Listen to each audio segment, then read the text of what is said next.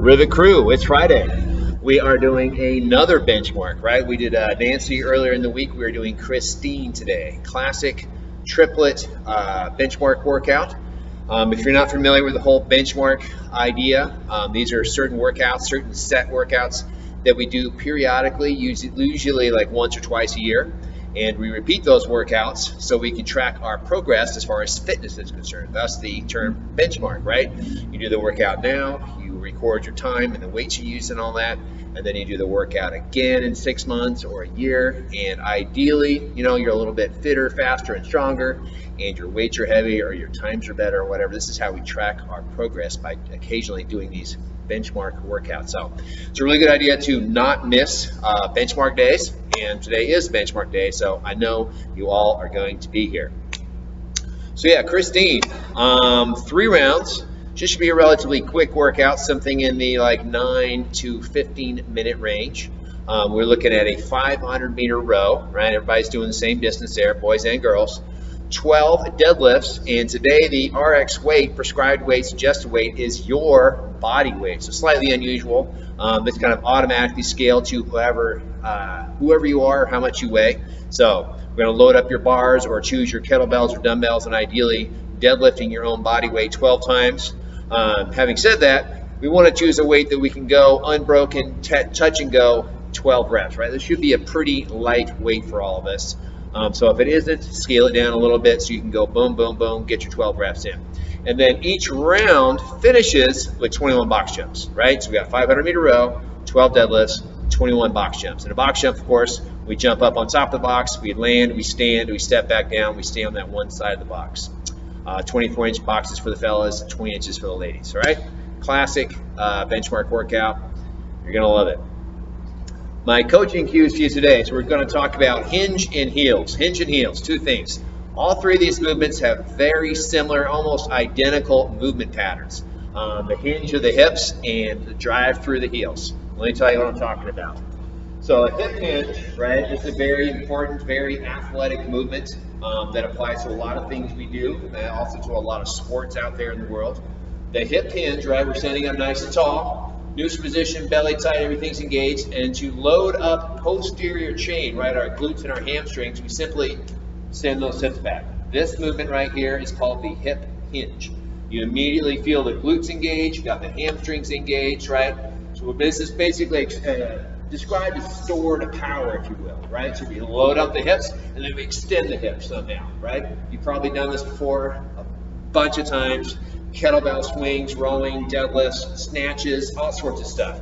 Hinge at the hips and then unload the hips, right? That is all expressed power when we open up the hips.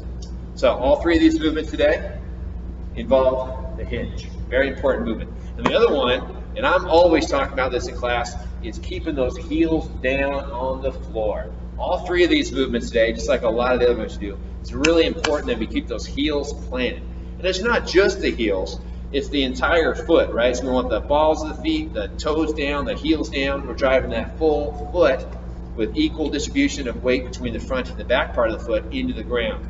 We always emphasize and talk about heels down because it's really common to see athletes with those heels lifted up a little bit, right?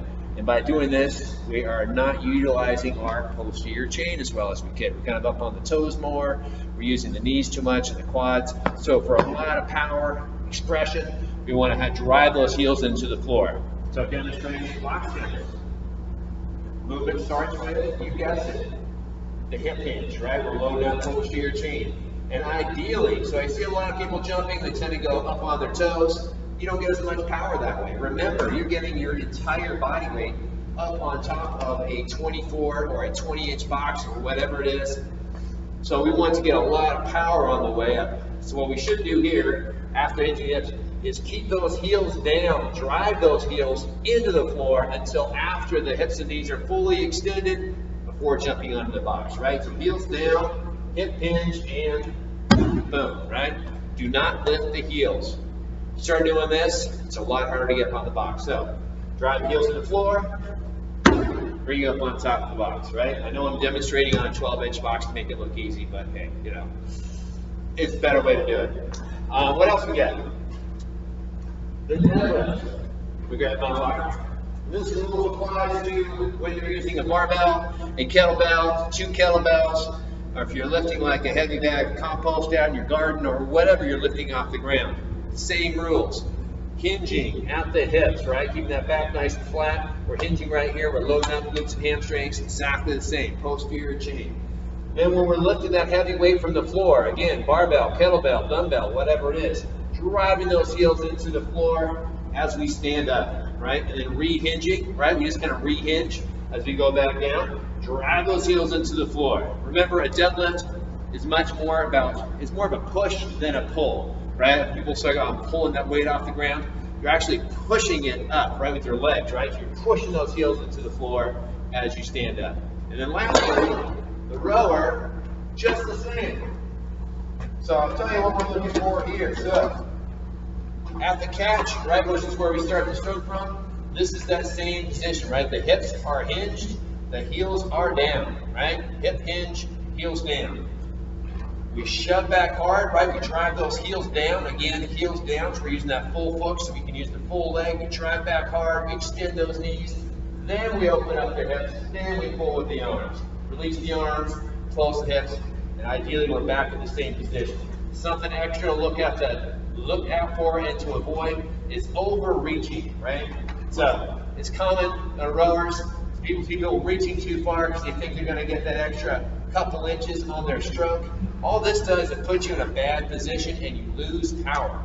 You're better to have a shorter, more powerful stroke, right? With the heels down, just a slight lean and a nice straight back. If you lean forward too much around your back, you lift your heels, you lose a lot of power. So only reach as far forward whilst maintaining that nice straight back, heels down, shins vertical, and begin shove back hard with those legs. Heels down, hinging at the hips, a lot of power that way. Same movement pattern for all three of our movements today. So that is really handy to keep in mind when we're looking for efficiency, we're looking for speed to get through this workout. All right, so Benchmark Friday, we're doing Christine today. I hope to see all of you here, all your shiny faces. It's going to be good. You're going to love it. See you later.